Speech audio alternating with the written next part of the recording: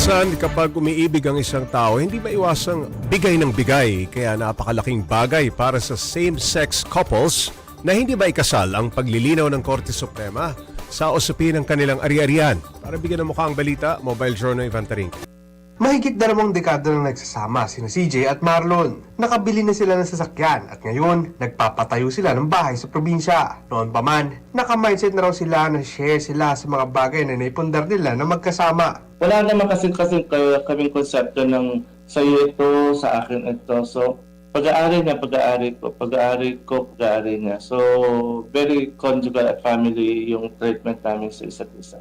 Mas pinagtibay pa yan ngayon sa ibinabang utos ng Korte Suprema. Hindi bago ang batas, pero nilinaw ng SC na saklaw ng Article 148 ng Family Code ang magsing-irog na di nagpapakasal gaya ng same-sex couple. At sa batas na yan, kinilala dito ang co-ownership batay sa napatunayang kontribusyon ng bawat isa. Para kay CJ, groundbreaking ang paglilinaw na ito ng SC. Tuwa kami kasi nga, ang Supreme Court mismo nag-clear na pwedeng kilalanin lalaki, 2 babae na nagsasama bilang isang pamilya. Kung tutusin conjugal na kahit wala pa rin marriage equality law sa Pilipinas.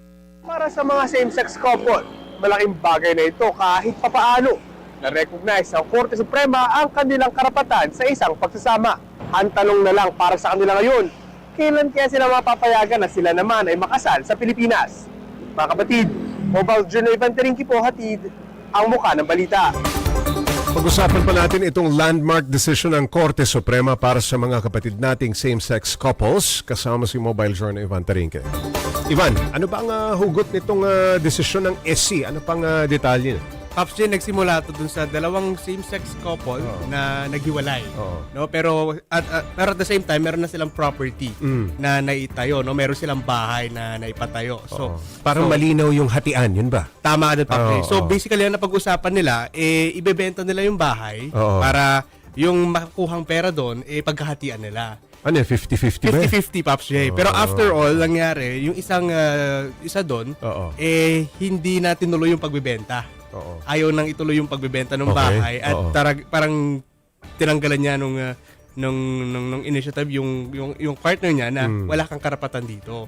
So yun yung nangyari, Pops J. So doon nagsimula yung kasuhan at the end of the day sumayad yung Supreme Court na yung partner na hindi binigyan nung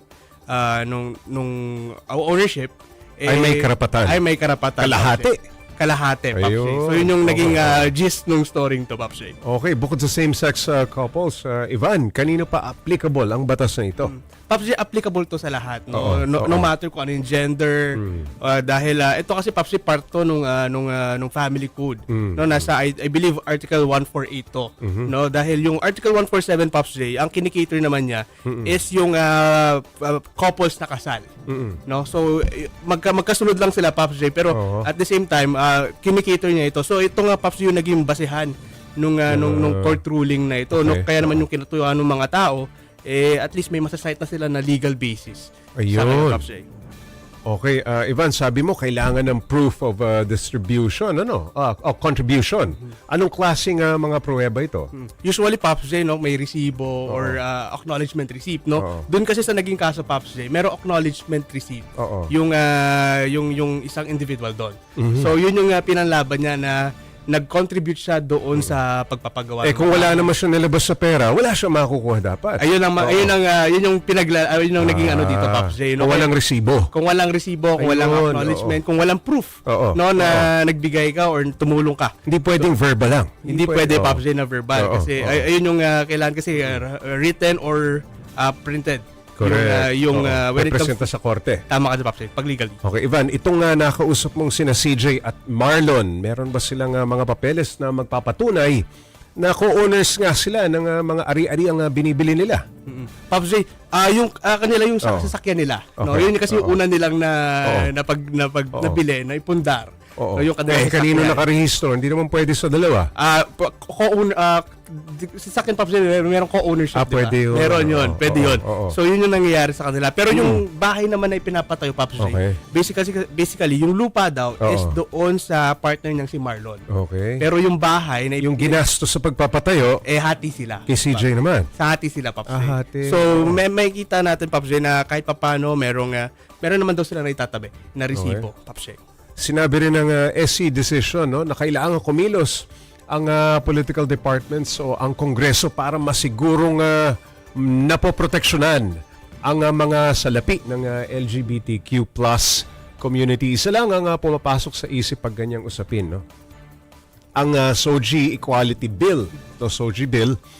Ano nga ba ang status na SOGI? Actually, Pops, nung matagal ng usapan tong SOGI bill na ito, no? Pero so far, no, si Representative Laila De Lima, Oo. nag-file siya ng panibagong update Oo. dito sa SOGI bill, no? Doon Oo. sa kanyang final, Oo. syempre hindi pwede ma-discriminate when it comes to work Oo. or yung sa health, no? Or sa accommodation, Pops, basic accommodation. So yun yung parang latest na update kasi nga yan doon sa kakalabas lang na co-ownership na story na to, no, Pops. So nag-follow up siya ng pag-refile ng SOGI bill na ito, Pops. Okay, maraming salamat, Mobile Journal Ivan Tarinque.